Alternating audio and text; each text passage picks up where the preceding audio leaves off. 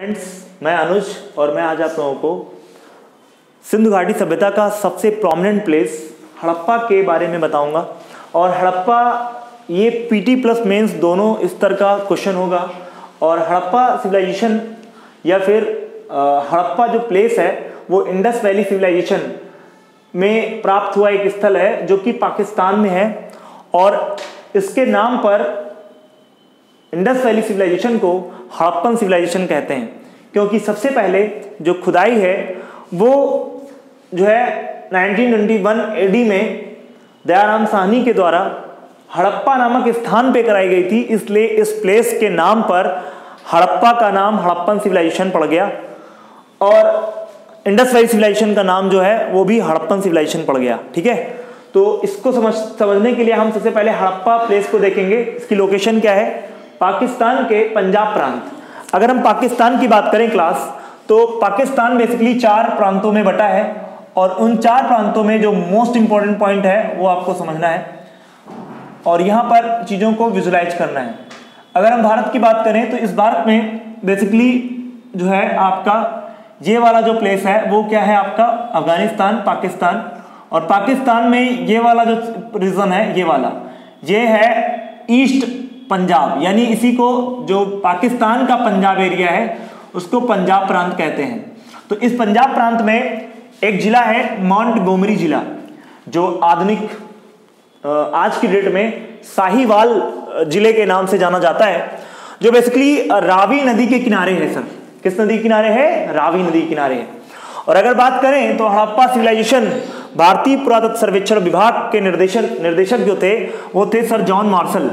इनकी देखरेख में सर जो डॉक्टर दयाराम साहनी जी हैं उन्होंने खुदाई करवाई थी 1921 एडी में। और हमने आपको पढ़ाया था कि 1921 एडी में और इनका साथ दे रहे थे माधो स्वरूप वत्स। तो आपको याद रखना है कि माधो स्वरूप वत्स और दयाराम साहनी के मिलीभगत से मिल करके इन्होंने सबसे पहले डिगिंग करवाई हड़प्पन सिविलाइजेशन की और हड़प्पा में खुदाई कराई गई। तो वहां से हड़प्पन सिविलाइजेशन का जो है साक्ष्य प्राप्त हुए। तो आप याद रखिएगा इस तरीके से।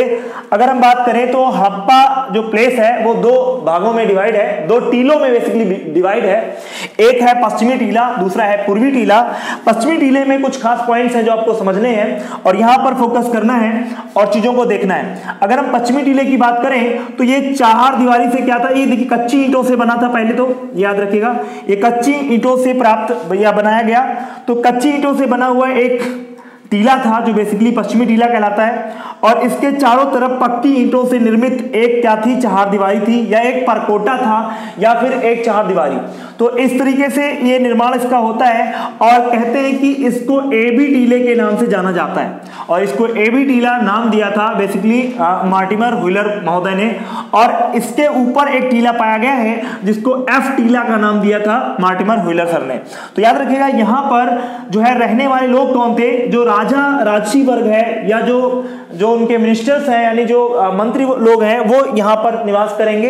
बेसिकली यहाँ पर पुजारी वर्ग रहेगा जो राजा को निर्देशित करेगा।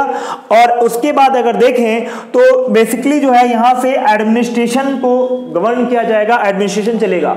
जो पूर्वी टीला है वो बेसिकली आम लोगों के लिए है, इसको नगर की संज्ञा दी गई है। यहाँ पर आम लोग रहते हैं। आम लोग में कौन रहेगा? ये देखिए यहाँ पर मध्यम वर्ग, व्यापारी वर्ग, कृषक वर्ग यहाँ पर निवास करेगा। तो मिडिल जो लोग हैं या फिर जो हमारे ट्रेड वाले हैं या जो हमारे फार्मर्स हैं, दे बिलोंग्स फ्रॉम किससे? ईस्टर्न टीला से इसको बिलोंग करेंगे। यहाँ पर एच कब्रगाह संस्कृति का डेवलपमेंट हुआ। एच कब्रगाह संस्कृति के अलावा अगर देखें तो यहाँ पर मोस्ट इंपॉर्टेंट पॉइंट जो है वो आपके एग्जाम में पूछे आते हैं। यहाँ पर फोकस करेंगे कि तांबे की इक्का गाड़ी के साक्ष्य कहां से प्राप्त हुए हैं? तो तांबे की इक्का गाड़ी के साक्ष्य प्राप्त हुए हैं यहां से। कहां से? पूर्वी टीले से। और अगर आपके एग्जाम में वनडे एग्जाम में पूछेगा तो कहेगा कि बताइए तांबे की इक्का गाड़ी मिली है, तो ऑप्शन देगा हड़प्पा, मोहनजोदाड़ो, चहुंदड़ो को दीजिए। तो आंसर क्या होगा? हड़प्पा से। और अगर उसमें भी क्वेश्चन अंदर जाएगा तो पूछ लेगा कि पूर्वी टीले से कि पश्चिमी टीले से, तो कहां से? पूर्वी टीले से। और यहीं से सर्वाधिक अभिलेखीय मुहरें प्राप्त हुई हैं। तो ये पॉइंट्स आपको यहाँ पर समझना है पूर्वी टीले से। अब अगर हम आ जाए कहां पर बोलो, पश्चिमी टीले में, पश्चिमी टीले के ऊपर जो प्राप्त हुआ है वो क्या है बोलिए, आपका एफ टीला, और एफ टीला 6 फीट ऊंचा है। कहते हैं कि पूर्वी टीले से पश्चिमी टीला ऊंचा होता था, उसके अपने रीजन से बाढ़ से बचने के लिए, बाढ़ आई ये ना डूबे इसलिए जो है पूर्वी टीले को ऊंचा बनाया गया था, सॉरी पश्चिमी टीले को ऊंचा बनाया गया था। किसकी तुलना में, पूर्वी टीले की तुलना में पश्चिमी टीला ऊंचा था, और उसका रीजन एक था कि आक्रमण अगर कोई करता है तो इसको इंट्रूड यानी इसको भेद ना सके, ये भी एक पॉइंट है। सर देखिए यहां पर एक अन्नागार मिला है, अन्नागार में जो है कहते हैं अन्नागार में 18 वृत्ताकार चबूतरे मिले यहां से, और इन चबूतरों के अंदर गेहूं और जौ के साक्ष्य मिले हैं, और कहते हैं इसलिए यहां पर 15 जो है आपके श्रमिक आवास मिले हैं, यहां पर श्रमिक लोग रहते थे, 7 जो है आपके नॉर्थ में, 8 जो है साउथ में, टोटल 15 जो है आपके यहां पर क्या मिले हैं, श्रमिक आवास मिले हैं, जो लेबर लोग यहां पर रहते थे। और ये ऐसा माना जाता है कि गेहूं और जौ को लाया जाता था बड़ी मात्रा में, और यहां पर इसकी क्या की जाती थी, कुटाई की जाती थी, इसलिए श्रमिक वर्ग यहां पर वर्क करता था, और यहां पर क्या थे, अन्नागार की प्राप्ति हुई है। तो इस तरीके से हमने 18 वृत्ताकार जो है चबूतरे, और यहां पर जो 15 हमारे क्या है श्रमिक आवास, 6 फीट इसकी ऊंचाई, ये सब बहुत ही अंदर तक जाकर के हमने बता दिया है, और आई होप आपको चीजें यहां से एकदम क्लियर हो गई होंगी। तो सीधी सी बात है, वन लाइनर में अगर हम देखें तो सबसे पहले याद करना है हड़प्पा सभ्यता पाकिस्तान, यानी हड़प्पा प्लेस पाकिस्तान के पंजाब प्रांत के मोंटगोमरी जिले में पड़ता है, और मोंटगोमरी आज की डेट में साहिवाल जिला है पाकिस्तान का, ये रावी नदी के बाएं तट पर है।